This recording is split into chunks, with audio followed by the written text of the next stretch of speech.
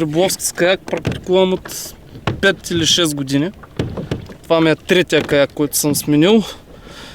Интересното за риболов с каяк е, че много динамичен риболов, понеже доста по-мобилен си от лодката с двигател.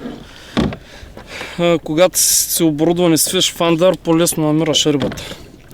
Докато при лодката с двигател, първо трябва да я запалиш, да се преместиш 2 метра, да изключиш двигателя, пак да провериш дали има риба. С каяка ти дава възможност да обхождаш доста по-голям район.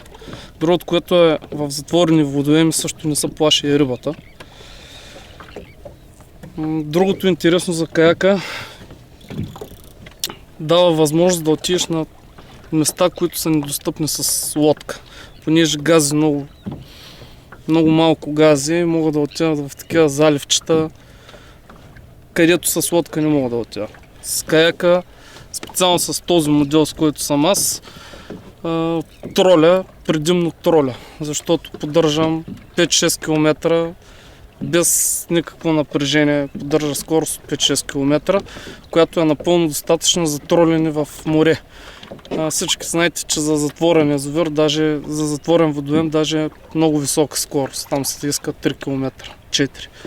Сега, че парувам, просто нямаме шанс да има паламут, да видите на тролене как се хваща паламут с каяк. Просто днеска риболова е малко по-тегъв. Но горе-долу нормата ще направим. Днеска рибата се държи около 4-5 до максимум до 10 метър. Не е на дъното. Нещо е подплашило рибата, защото на места се вижда как играе на повърхността. Но интересно е, че хищник не се фаща друг. Нито паламут, нито чернокоп. Но ще продължаваме да настояваме и се надяваме малко по-късно, когато малко се скрие слънцето, да почне да излиза и чернокоп.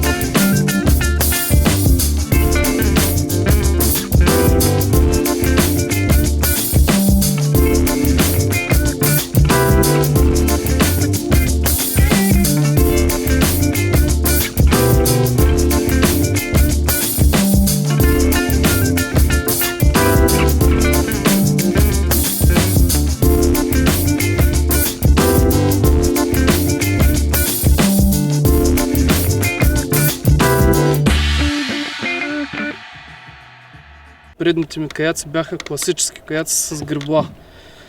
Но определено много се губи време за греблото, нали? Не може човек да работи с въдицата.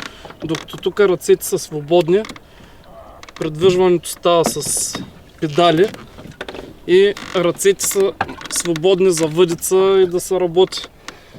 С една може и с две въдици да работи човек. И другото, което е много бърз и много си мобилен. Това е предимството на този вид каяк с педалите, които са.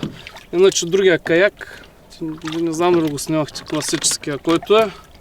Той си е с гребло. Също са кое каяци, но там не може да работиш с греблото и с въдицата. Избираме или да стоим на едно място и да риболуваме, или да се придвижваме до дадена точка за риболов. Общо взето това е. Иначе като риболов абсолютно също е като на лодка.